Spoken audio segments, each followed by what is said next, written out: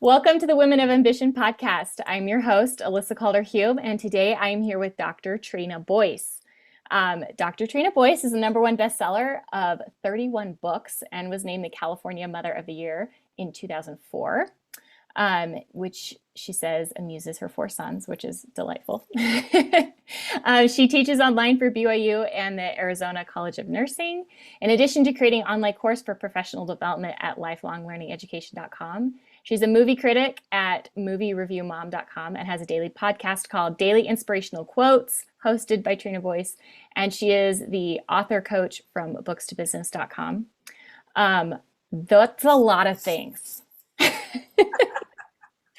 And I met her at the Utah League of Writers Quill Conference, where she was teaching classes. And I was very, very honored to be one of your students there. And just immediately knew that you are an awesome person that I wanted to learn from, because you have so much to offer and so many interests in so many different things. So thank you for being here. Well, thank you for the invitation. I think we instantly connected. We are soul sisters, that we were both going through that journey, the same journey, really. And I think I'm just a few steps ahead, only because I'm a few decades probably older than you, really. I'm so happy to have you here, because I'm here to learn, and I'm here to bring our listeners along with us as I learn. Have you always had so many interests? Pretty much. I mean, when I was a little girl, I wanted to do this and that and that. So I did. And the good thing is I love variety. Variety is the spice of life. And I have to have lots of fun, exciting things going on. The bad thing is they often conflict. I'd miss one event because I was busy doing another event. And I'm like, maybe if I'm in charge of all of the events, I can schedule that. We really are very similar. Let's just say that. So in high school, I really was like president of everything, because then I knew the days that I was available to go to all of these fun events that I wanted to go to, which is just kind of silly. But yeah, I have been interested in all of those things. And people always ask me, and I know your follow-up question is going to be, how do you do all of that? Mm-hmm. And the answer, first of all, is I don't do it all at the exact same time. And they've evolved throughout my life. And my strategy for life has always been, I toss out a bunch of different fishing poles because I want opportunities to come in whatever format that I'm looking at. And sometimes I toss a fishing pole out and seaweed comes in, nothing, Another time I'll toss out a fishing pole and just a little fish or a little opportunity is available to me, and I celebrate it and love it. And then another one might pull in a big fish that keeps me busy for years, whatever it is. But let me illustrate this with a really important lesson I learned years ago. I was actually attending the Governor's Conference for Women in California. And I might have shared this story with you when we first met at this writing conference. I was living in California at the time, and Arnold Schwarzenegger was our governor. That was such an exciting time. Yeah. And hilarious. And so before he took office as the governor, this conference had a tradition in California, but it was really geared towards business women. And so he and his wife said, why don't we open this up to all the women in California, whoever wants to come, stay-at-home moms or business women or anything in between. And so it kind of developed a softer, gentler kind of tone to the conference, which was awesome.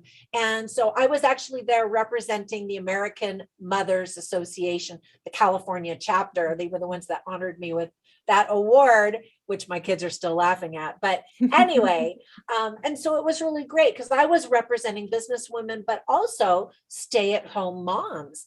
Anyway, this event was incredible. 10,000 women from a variety of industries and walks of life gathered in this massive conference center. And the keynote speakers were incredible. Like Oprah Winfrey was one of the many speakers. And, we had Wayne Dyer and I don't know, I could rattle off all of these names of the people. Dalai Lama was there. I got to meditate with the Dalai Lama. 10,000 of my closest friends. And he's hilarious, by the way. I'm totally going off on a tangent, but we were all supposed to be meditating. And so he would get us started. And then he would just break the silence and go, oh, I need to tell you blah, blah, blah. And then he'd crack a joke and, and then we'd all get back to meditating. And then he'd say, oh, I forgot to tell you this. Anyway, he was funny. But anyway, I was watching this panel of speakers, and every single speaker, I think there were maybe 6 of them, were high-powered, rich, famous women in their industries. And they had their little presentations one at a time, and then they opened it up to Q&A for the audience to ask questions. So, we're all sitting there in awe of these incredible women. And somebody in the audience raised her hand and she said, you all are amazing. How does someone regular like me do it all? How do I balance life, home, work, church, school, business, all of that stuff? Mm-hmm. And of course, you could actually feel this collective leaning forward as all the women are like, yeah, that's the question I wanted to answer. The secret to life. Yes, for women especially, because we have to juggle so many hats. I mean, the guys do too, but for women, we take it to a whole nother level. The societal expectation is so different that is. I think you can say blanket statement. Yes, that is our expectation for ourselves and for each other and, every direction. It's changing slowly. Yeah. But anyway, so I was very curious to see what these women were going to say. And I was disappointed when one at a time they were like, well, I have a personal trainer who keeps me in shape. And another one's like, well, I have my housekeeper and my nanny and they're taking care of that. So I can do this business, and all of us are like, seriously, if we had the money, we would pay for all of the personal trainer and the chef and all of the chauffeur, the nanny, and again, we're just like, you could tell, I could sense everybody in the room just going, right. Until finally, Meg Whitman, who at the time was the CEO of eBay, mm-hmm. she very humbly, in her powerful way, said, you know what? Having it all is a myth. You can have it all, just not at the same time. Mm-hmm. And then she went on to explain that one day you might have to work late at the office, in which case you're not going to make the gourmet dinner, or your kids might have to be put to bed by your husband, or whatever. And the next day, maybe it's a family day and you're crushing it with the relationship building, but the work might be struggling and you're getting phone calls that you can't deal with, or you know what I'm saying? That it's an ebb and flow, and you have to know that it's really difficult to live the perfect day, mm-hmm. but in a week span, you can hit it hard on the family and be mom of the year. And the next day, crush it in business. And as long as your family is there to support you and help you with that balance, you can live a balanced life. For example, I'm a writer. And so there are days when I'm like, I'm in the zone, get your own dinner, and I'm pounding it away because I've got a deadline. And I admit I'm a terrible wife and mother that day, but they love me because they know the next day or sometime soon, I'll be smothering love all over them. So that lesson has really stuck with me. And the days where, I'm not feeling balanced, I just have to take a deep breath and think, okay, tomorrow is a new day. And every day I have my list of all my top priorities, my core values, and I'm going to try to schedule all of those things for this week. If you can schedule them for each day, that's awesome. And there were some days where I kind of changed my strategy, as you do throughout life. Some days, Tuesdays was the day I worked on this business and focused completely on that. And that helps because multitasking tends to divide us, I think, mm-hmm. a little bit, for me at least, and I get scattered, and then Wednesdays I'd focus on this thing, or Thursdays I would do it that way. So I lived and worked that way for a while. Mm-hmm. Now I have so many daily deadlines that I have to segment my day into those priorities. So just real quick, just to level set, how many projects would you say you're working on right now? Okay. Oh, I don't want to say. I know it's an impossible number, but how many do you have in progress? Can you give an estimate? It's bad. I have like sitting right here on my desk, I have 9 major things that I have to do every day. Companies, businesses, Mm-hmm. assignments, tasks that I have to meet deadlines for. So what I do now is I start the day and I start at that top, that first thing on my list, and I bang that out. And then that kind of gives me a sense of, oh, okay, done. And then I go to the next one and I work on whatever that is, finish that, move on. And there are days when I am for sure completely overwhelmed, Mm-hmm. you know, and I don't get that much sleep, or I'm just exhausted. And I'm working towards the balance. And I also you have to kind of put it in perspective and know, like right now, I'm teaching 2 new classes. I teach at 2 different universities. Mm-hmm. And when I do the same course every semester, it's just rinse and repeat. It's Yeah. easy. I do it. But this semester, I'm teaching 2 new ones where I have to create new content, new lectures and PowerPoints and announcements and discussion boards. So I know mentally the next few weeks are going to be exhausting, Mm-hmm.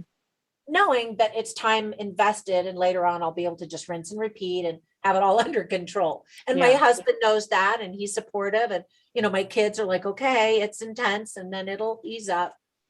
So you just have to keep telling you, in a way, it's all temporary. Life isn't always going to be exactly like it is today, Mm-hmm. and Yeah, that's definitely. especially true when you're trying to balance all that with children. Mm-hmm. So when I had my children, they were the first on my list. And I say that, and yet I I remind my husband of this often. I actually would breastfeed while I was doing assignments, work Mm-hmm. projects for our company. And I, I just look back and I think that's amazing that I even did that. And I didn't Mm-hmm. have to, well, back then I felt like I had to do that because I Mm-hmm. wanted to contribute financially. We needed me to help. But, I had a baby and I had children. So again, if you think today is so hard, it's not always going to be this hard. Your life is going to evolve. And I feel like I've had to reinvent myself many times, Mm-hmm. life changes. And so if you just know that, have a longer term perspective, I think that helps. I think. Yeah, definitely. This concept of kind of catch and release, or like, throwing a lot of lines out there and see what bites. Do you find that you are like emotionally attached to some projects and it's really, really hard when they don't move forward, or do you just move on to the next thing? What's that like for you?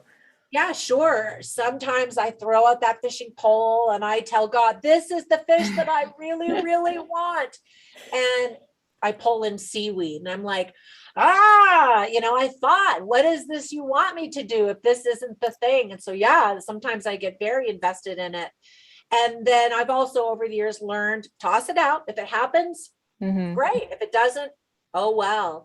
Have And you developed your own timeline for that? Or like, how do you feel that out when it's not just, I need to invest more, it's, this just isn't working? well, probably both. And I think over the years, when I was younger and trying to get all this stuff going, um, I think I did get more emotionally devastated when things didn't work. And I felt like I was hitting my head against the wall because I wanted this in my life. I wanted to create this life that I had envisioned. And when Mm-hmm. it didn't work, it was super frustrating.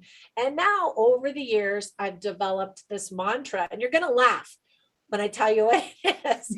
But for me, it's actually been very empowering. A mantra is like a one-word phrase, kind of your motto for life. And it's totally embarrassing to tell you this. My mantra in recent years has been whatever. Like if How it's freeing, right? it is, it absolutely is, because I feel like if it's meant to be, it's going to happen. I definitely did my part.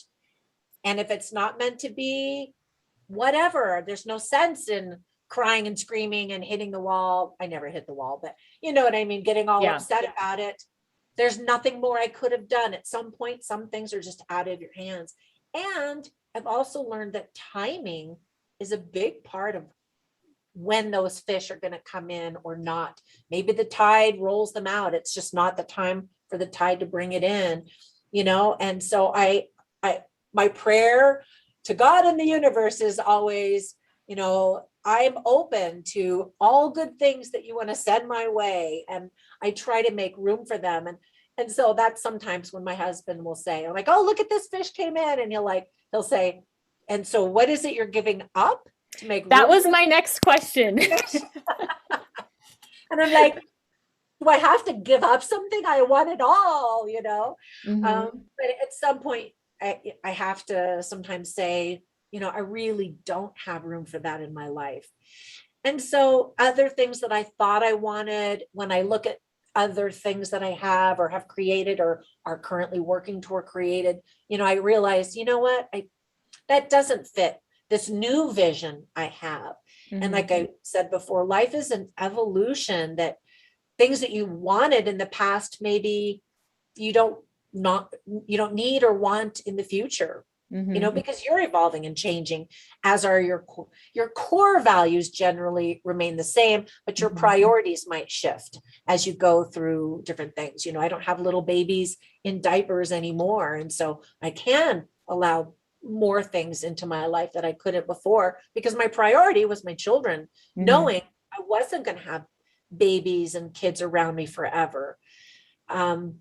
Another piece of advice I've never forgotten was when I was first pregnant with my first son. And I think I was at a store, at a department store, and looking at clothes on the rack or something. And there was this older woman in a wheelchair, and I obviously looked pregnant. So she said, oh, when is your baby due? Which since then I've learned, never ask a woman that question. Yep. Ever. Even if it like she's pregnant, don't ever ask that question. Because I had actually had a really late miscarriage. And after losing the baby, I still looked very pregnant. Yeah. Just devastating for me and the person who asked me, oh, when's your baby due? But anyway, so she asked me, and I was like, oh, he's coming in October, blah, blah, blah. Actually, I didn't know it was a boy. But anyway, I said, oh, he's coming in October. It's whatever. Anyway, and she said, I think I might have asked her, because she looked like she was an older woman with wisdom. I said, well, what advice do you have for me? And she said, don't ever let your children lose yourself, or don't allow yourself to be lost in the mix of being and doing all of that. And I could tell she said it with regret in her heart, that I know a lot of women live for their children, which is important, but you still have to live for yourself too. And that's where that delicate balance comes in. And there's a way to incorporate those things together. For example, I write books. And so my personal goal has always been to write one book with each of my kids. Mm-hmm. Well, so far, I've only done it with my oldest son. Some of them aren't so interested just yet. It just hasn't happened, and that's okay. It may happen in the future. I always bring it up, not always, but occasionally. And if they're not ready, maybe someday, or if I am interested, well, for a time, for about 10 years, I taught water aerobics classes. You literally have done it all. You've done it all. But I was like, how can I get paid to work out? And so that's what I did. And so I brought my kids with me to the gym, and they would play in the playroom. And then after I would teach my classes, we'd go in the pool and have family time, and whatever. And they're all very fit and trim. And I'd like to attribute that to that, since then I've gained 1,000 pounds, but so there's a way to combine your love of something and invite your kids to enjoy it. Now, I'm a horrible disappointment to my father, because he was Mr. Tennis player extraordinaire. He won tennis competitions in his 60s. Wow. And he still plays in his 80s, and he still gets out there. He stands stationary, and he's got a coach that just hits the ball right where he's standing. He's still out there. And I took lessons, but never competed on a team or did anything. It just didn't resonate with me for whatever reason. And I feel badly about that now. So not everything you love or do is something that your kids will gravitate towards, but you're exposing them to things and letting them see that you have the passion in something. And I think they may never say it until they get older, but they're proud of you when you do something cool, Yeah. Yeah, that's and it been might not be your thing, but that's been a really big motivation for me to figure out what I want to do besides being a mother, which I have loved.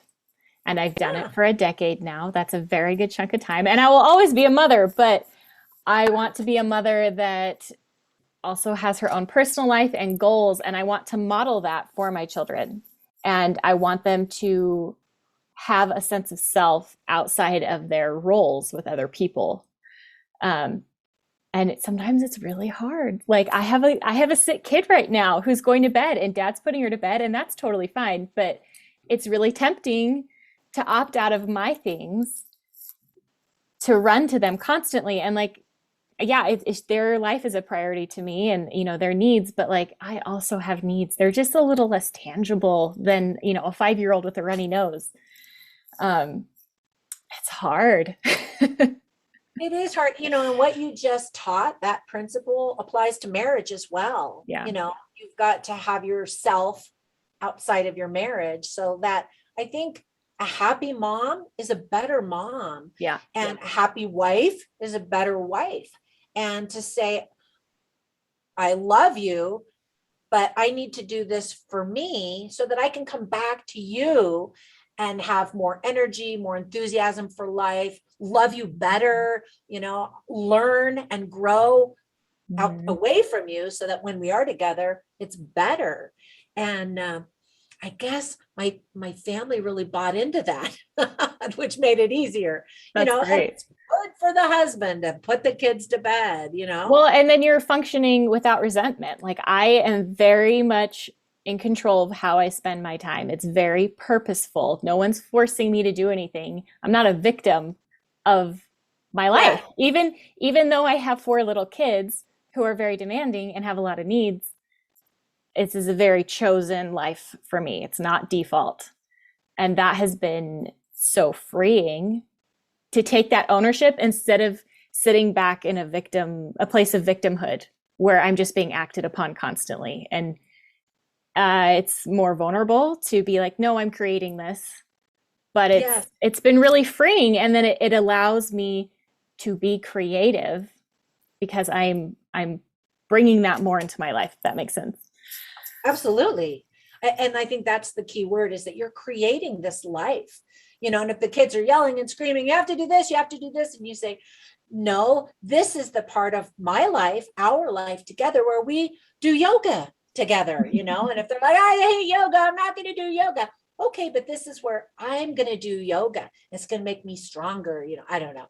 I think it's really important that you have a relationship where teamwork is the go-to default, that we're in this working as a team. And since you have different roles, the husband's never going to be able to give birth and nurse, but he could get you the pillow or the blanket, or it should be more of a team thing. And I feel very fortunate that I've always had a supportive husband who, whatever crazy venture I want to get into, he's always been very, very supportive.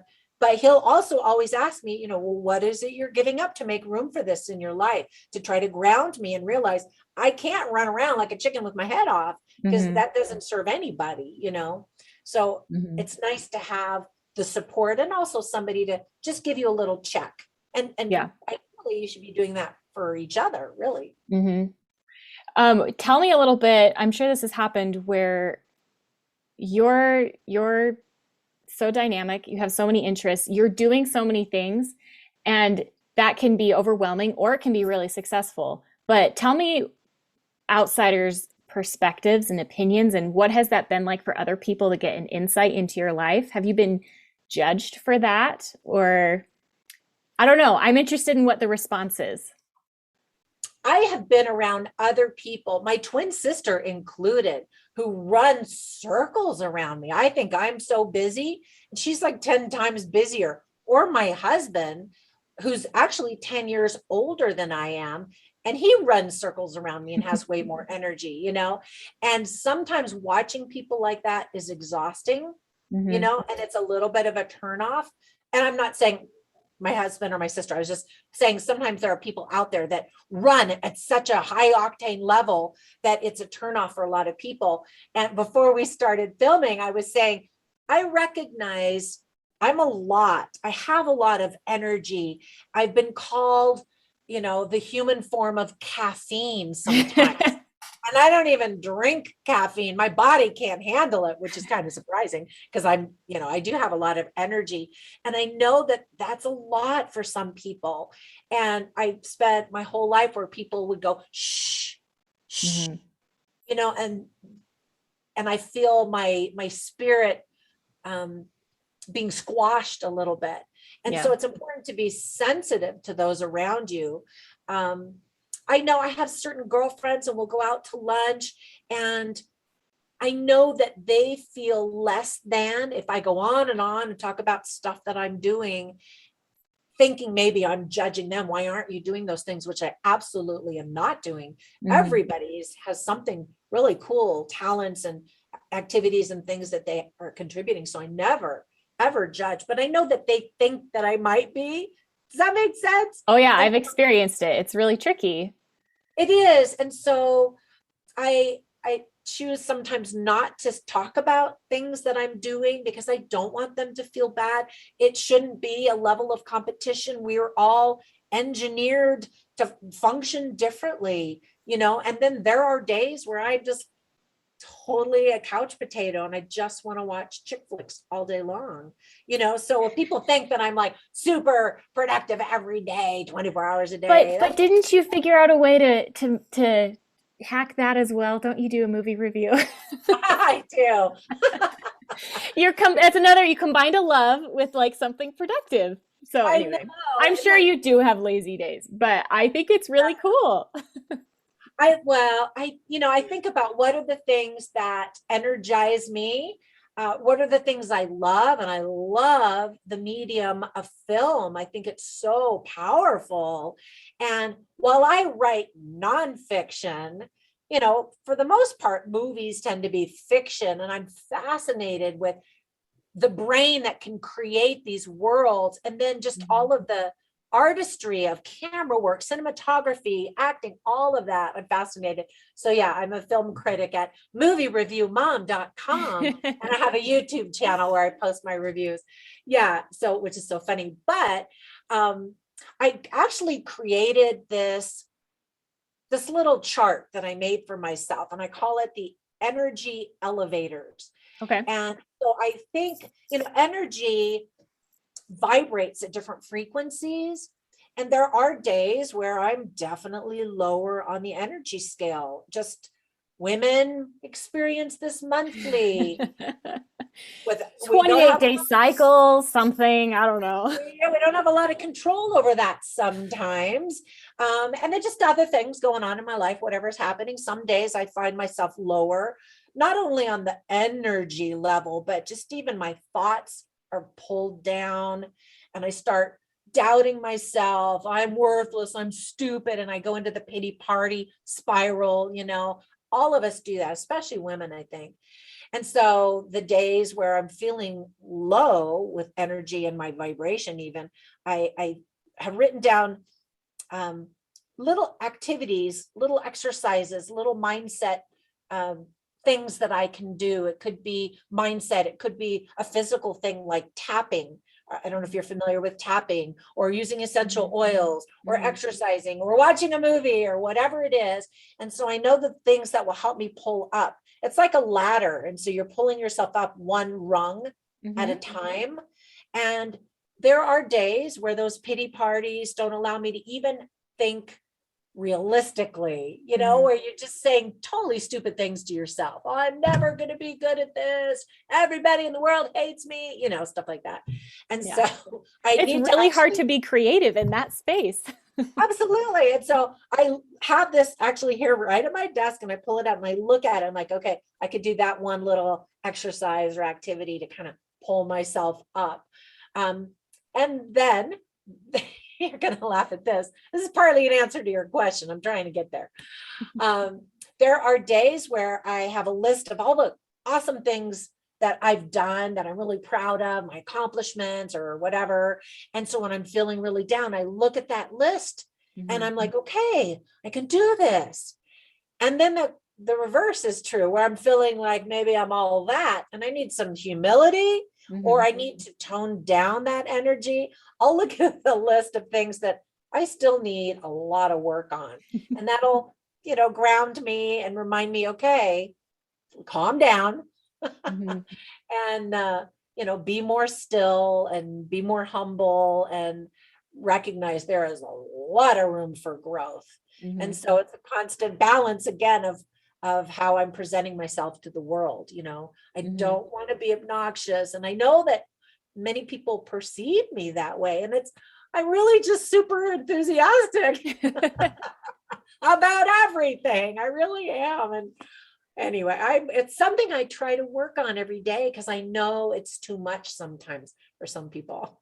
Well, I like what you said. We were talking just before we hit record, and you said that you can let people, like if you're teaching in a class or whatever, like let people know ahead of time, hey, I'm really high energy. I'm really dynamic. I have lots of ideas. I talk really fast.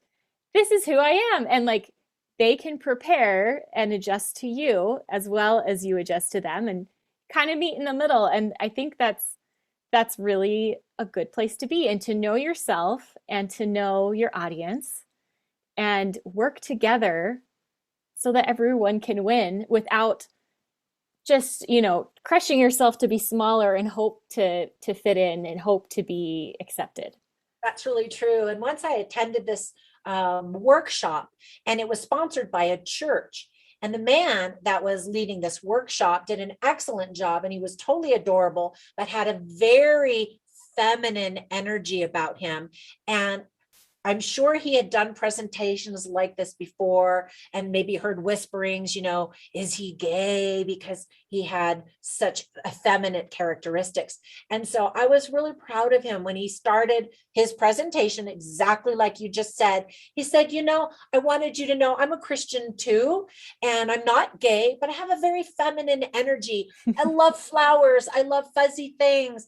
And it made the energy in the room just laugh with delight that he recognizes that and embraces that. And we all did too. There was no judging or whispering. We were like, yay, you, that's who you are. And we're so thrilled to meet you and be with you today and learn from you. So I think that energy of like knowing yourself and being able to present yourself, knowing who you are, like that raises everyone's vibration, right? Like that's always a wonderful thing to be like, this is how I am and I love and accept myself. Welcome to, my energy.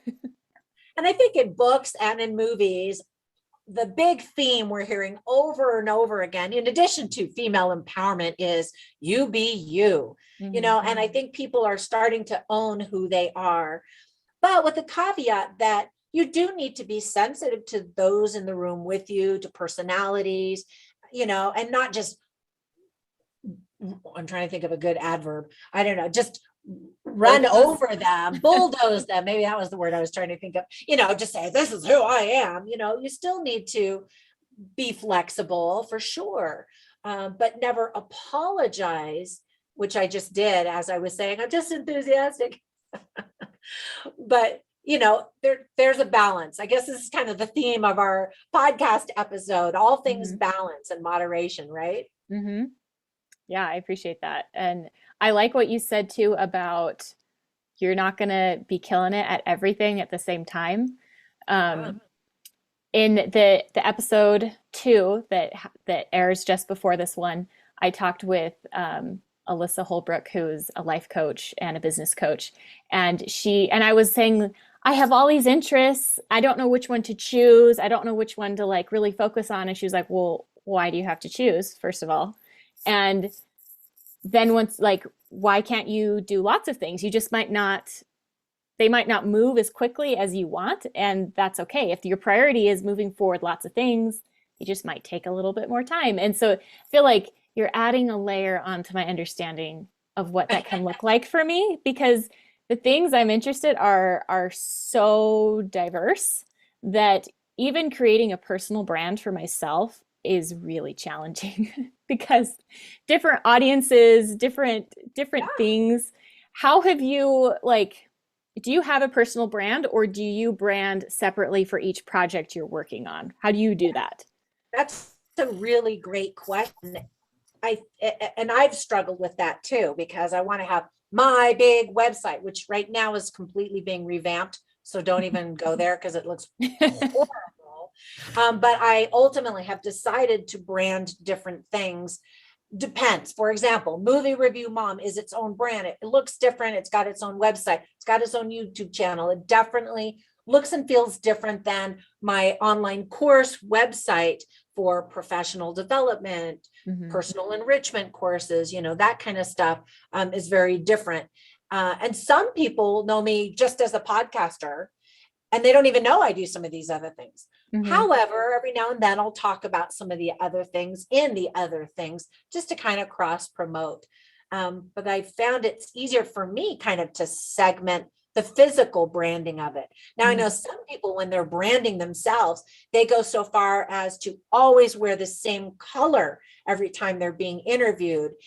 And I think that's a great idea if you can do it. Like, you look fabulous today. For those of you Thank who are you. listening to the podcast, you definitely need to go to her YouTube channel because she looks adorable. Thank you. But this has just happened to be what I was wearing today. And so I'm not branded, and I have too many outfits I like that I think are cute. So I don't go to that extreme. But I try to have a different look. There's this color psychology of branding that's Mhm. really important. And I actually interviewed this one guy years ago, and I was asking him because he's done storytelling, he's a musician, he's done acting, and he's had all of these careers over the years. And so I was asking him, how do you do this? How have you branded yourself? How do you reach out? And he said, you know what? It's not about you. And Mhm. that hit me like a ton of bricks as we went on to talk about how it's about meeting the needs of your audience. I call Yeah. it an avatar, so my movie review audience is very different from the nurses who might come to get continuing education credits from my online courses. Totally different. Now, Mhm. there might be a crossover, but the way I approach those audiences is different. The language I use with them might even be different. Um, and everything I design is to meet their needs. And when they feel Yeah. that authenticity, the branding kind of just makes sense. Does that make Yeah, sense? you taking the ego out of the branding for Yeah. yourself. Now I know with influencers, they are the brand. Yeah. You're influencing because you're going to wear all those cute clothes or I'm do the not makeup. cool enough to do that, so. I'm not young enough to do all of that either. But I actually am listed on influencer websites, and I have people that will approach me and say, wow, you have a big audience over here. Can you post a blog on this product, blah, blah, blah, and we'll pay you a bunch of money, or post this on your Instagram account, which is a different thing, Mhm. so I'll never be a cute young millennial influencer, but I have my own circles of influence, and they're Mhm. they're different. Sometimes they overlap, but they are branded differently. I like that. A funny story I have. So I took advertising classes in college before I switched to an English degree, and I remember a story about um, CEOs wanting to put their grandchildren in the commercials and how that was always terrible because the commercial should be, professional people who are promoting your thing, not your cute little grandkid that you think is the cutest person in the world, but rather what the audience will respond to. And I think that really rings true with what you're saying here is you brand to the audience, not the colors I like and like, unless I am the audience, like catering to my own needs. Yeah, and I teach my author clients that all the time, that if you're going to create a website, you might like pink, but if you're writing dark thrillers or World War II dramas, that's not going to resonate with your Yeah. reader, with your audience, if that's all the type of books that you're writing, that kind of thing. So yeah, the colors that are branded are not your favorite colors, but your audience's favorite colors. Now, some people will say, but I love green. I have to have green, but I write romance. Well, there's going to be just a little disconnect. It's your choice, it's your business. But for authors specifically, there are certain expectations for certain colors and genres. For example, if you're a fantasy writer, your readers who really are passionate and voracious readers will expect purples and silvers. Yep. What I mean? So It's exactly what came to my mind. Purple and silver. Yeah. So, if your website's green, good luck. It's your choice. But as an author coach, I would advise you to brand to your reader. And that goes with the book cover, it goes with the website, even your social media. If you're branding that genre, staying in your lane within that genre. Now, I talk to a lot of clients who have lots of different books. And so they ask me the same question: should I brand the different genres or all as one author? And so we talk about those options and what are the ramifications if you do mix it all together versus separate it.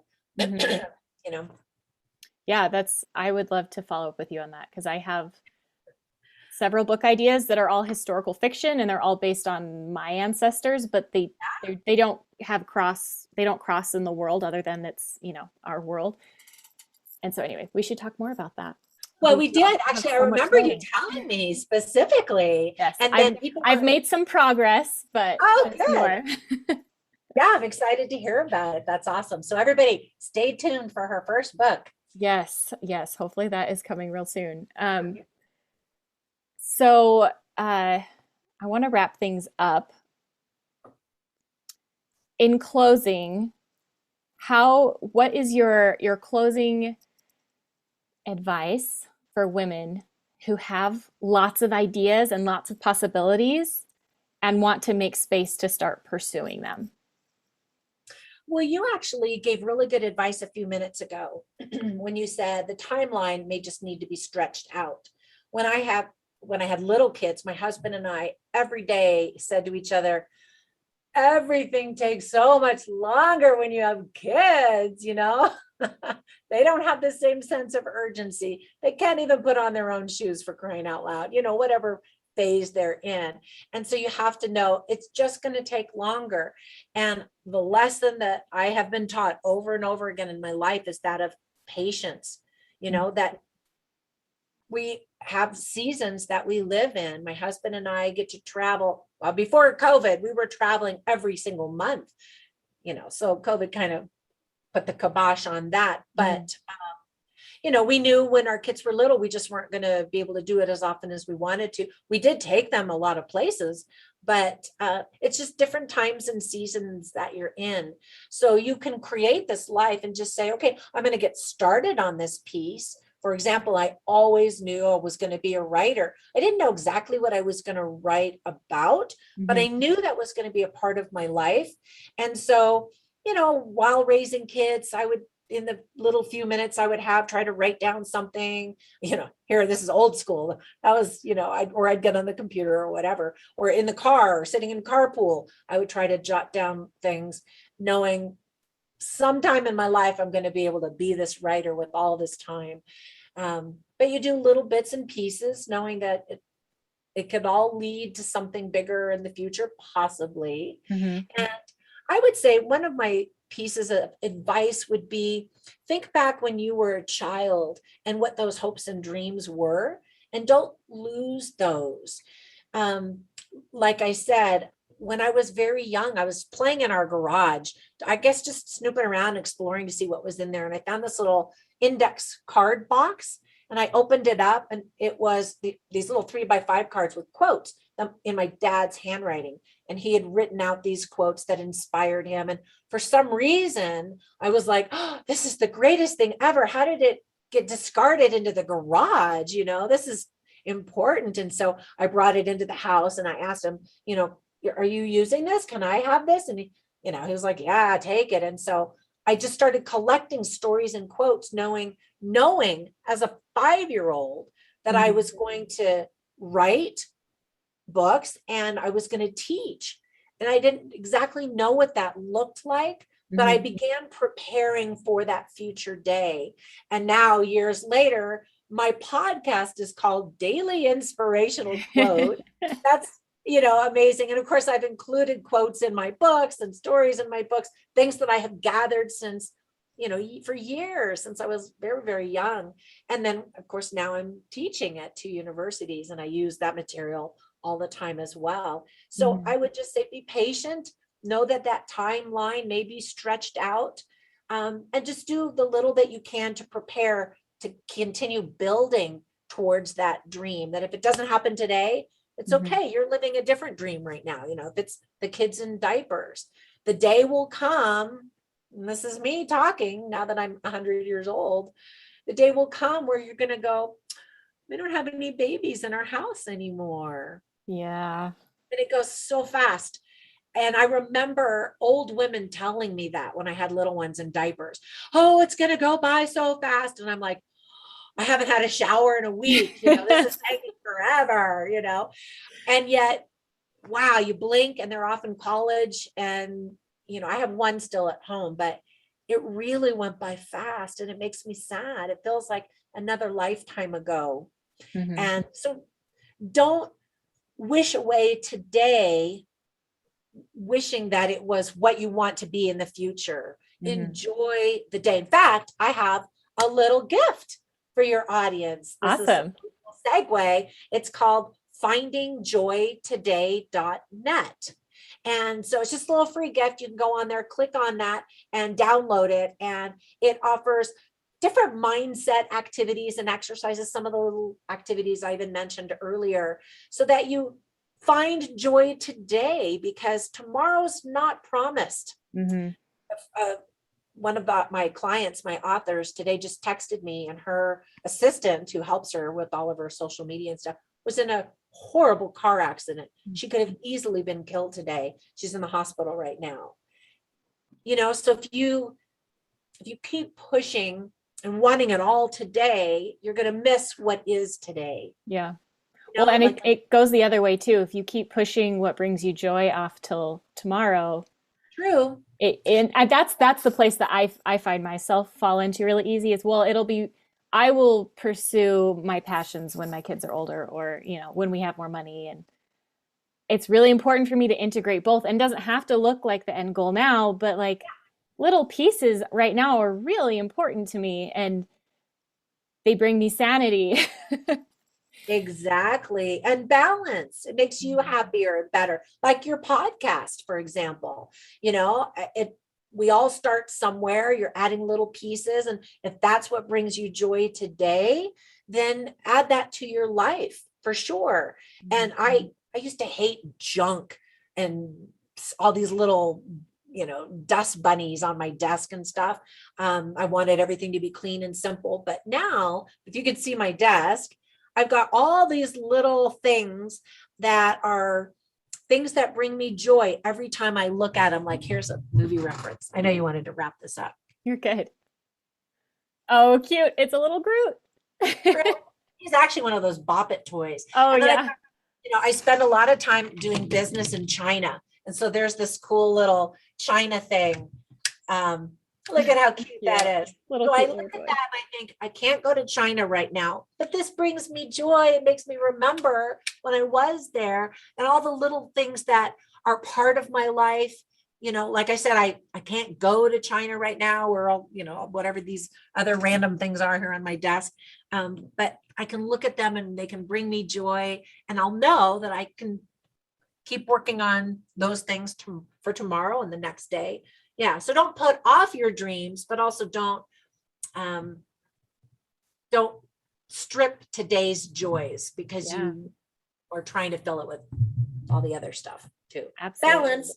Yes, That's the mantra for the day. Balance. absolutely. Thank you so much, Trina. If people want to work with you, I know I do.